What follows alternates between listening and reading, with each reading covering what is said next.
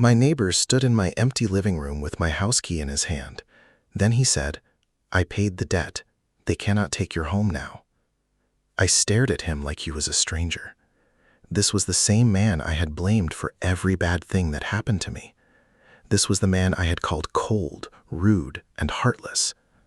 For 6 months, I thought he wanted me gone.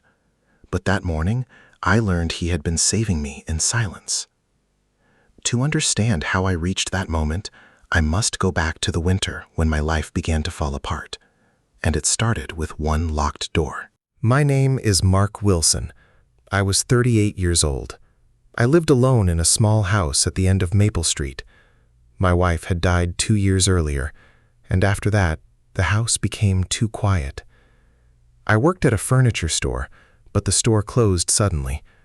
I had bills, a mortgage, and no steady income. Next door lived Mr. Harris, a retired man in his late 60s. He rarely smiled. He kept his garden clean, his curtains half closed, and his words short. I thought he disliked me. Sometimes I saw him watching my house from his porch. I did not know then that he was watching for a reason. The first sign of trouble came on a Monday morning. I opened my mailbox and found a red letter from the bank. It said I had missed another payment.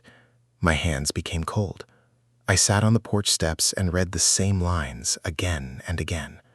If I did not pay soon, the bank could begin the process of taking my house. At that moment, Mr. Harris walked outside to water his plants. He looked at the letter in my hand, then looked away. I felt ashamed and angry. I folded the letter quickly. "Good morning," he said. I did not answer. But later that day, something strange appeared at my door. It was a brown paper bag. Inside were bread, milk, soup, and a small box of tea. There was no note. I looked across the yard. Mr. Harris's curtain moved. My face burned. I did not want pity from him. I carried the bag to his porch and left it there. 10 minutes later, the bag was back at my door. This time, there was a note. It said, "Food should not be returned." I stared at the words for a long time. They were not kind words. They sounded like an order. I threw the note away. But that night, when my stomach was empty, I opened the bag again. The next week, I found my front steps cleared of snow before sunrise. I had not asked anyone for help. I looked outside and saw footprints between my house and Mr. Harris's porch. I felt uncomfortable. Help can feel heavy when pride is already broken. Later, I saw him standing near my fence. "You should fix that back gate," he said. "It does not close well." I answered too sharply. "My gate is not your problem." He looked at me for a moment, then nodded. "Maybe not," he said. Then he walked away. That evening, the gate was fixed with new screws, and I hated him a little more. I told myself he was interfering. I told myself he wanted control. Every small act from him felt like judgment. When he placed a bag of firewood beside my shed, I pushed it back toward his yard. When he left a can of paint near my broken fence, I ignored it. One afternoon, he knocked on my door. I almost did not open it. He held an envelope in his hand. "This came to my mailbox by mistake," he said. It was another bank letter. I grabbed it quickly. His eyes stayed on my face.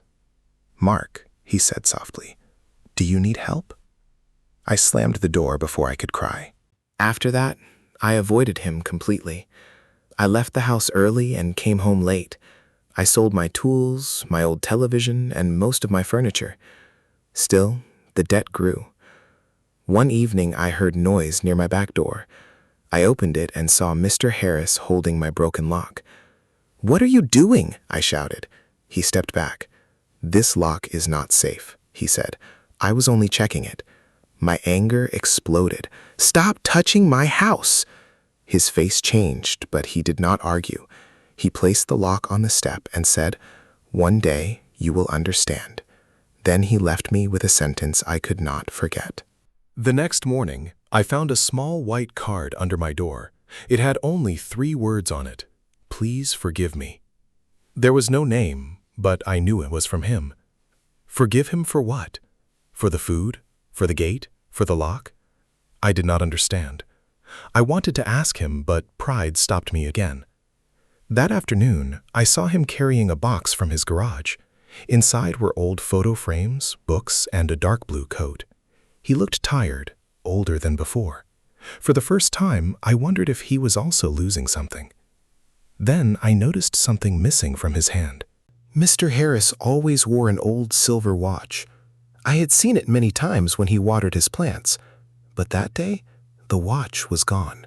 His wrist looked strangely bare. 2 days later, another envelope arrived at my door. It was not from the bank. It was plain and white. Inside was a receipt showing that one late fee on my mortgage had been paid. There was no name, only the payment amount. My heart started beating fast. I walked to Mr. Harris's porch and knocked hard. When he opened the door, I held up the receipt. "Was this you?" I asked. He looked at it and said, "Go home, Mark." His answer made me furious. "Do not tell me to go home," I said. "You cannot pay things behind my back." He looked past me at my house. "I did not want you to lose it." That sentence should have softened me, but it did not. It felt like shame. "You think I am weak," I said. "You think I cannot take care of myself." Mr. Harris closed his eyes for a second. "No," he said. "I think you are alone." Those words hit harder than an insult. I stepped back. For a moment, neither of us spoke. Then he said something that made my anger turn into confusion. He said, "Your wife once helped me when I had no one." I froze. I had never heard him say her name, but I knew he meant Anna. My voice became quiet. "What are you talking about?" He opened the door wider, but he did not invite me in. "Not today," he said. "You are too angry to hear it." I wanted to push for answers, but his face looked full of pain. I walked back to my house slowly. That night, I searched through Anna's old drawer. I found birthday cards, medical papers, and old photos. Then I found a folded note with Mr. Harris's name on it. The note was in Anna's handwriting. It said, "Please check on him. He pretends he needs nothing." I read it 3 times. My chest tightened. Anna had known him better than I did. On the back of the note was another sentence. "He lost more than he says." I sat on the floor with the note in my hand. For the first time, Mr. Harris did not look like a cold neighbor in my mind. He looked like a lonely man hiding behind a quiet face. The next morning, I planned to speak to him. But before I could knock on his door, a final notice arrived from the bank. The notice said I had 7 days. 7 days to pay or leave. I felt the room move around me. I packed one box and stopped. Every corner of that house held Anna's memory. The kitchen where we danced, the window where she kept flowers, the bedroom where I said goodbye to her. Losing the house felt like losing her again. I walked outside and found Mr. Harris standing by the fence. He already knew. Maybe he had seen the notice. Maybe he had been waiting. "Do not do anything foolish," he said. I laughed bitterly. It is too late. Then I said the cruelest words I had ever said to him. I said, "You are enjoying this, aren't you?" His face went pale. I continued because pain makes people unfair. "You watched me fall apart. You brought food like I was a beggar. You fixed things like this house was already yours." He did not defend himself. That made me angrier. "Why are you doing this?" I shouted. "Why do you care?" Mr. Harris held the fence with one hand. His voice shook when he answered, "Because I promised Anna." The world became silent. I could hear only the wind moving through the dead winter trees. "Promised her what?" I asked. He looked at my house and whispered, "To save you from losing yourself." He finally told me the truth. After Anna became sick, she had worried about me. Not about money first, about my silence. about the way I stopped asking for help. She had spoken to Mr. Harris many times when I was at work. She brought him soup after his own wife died. He had told her he felt useless.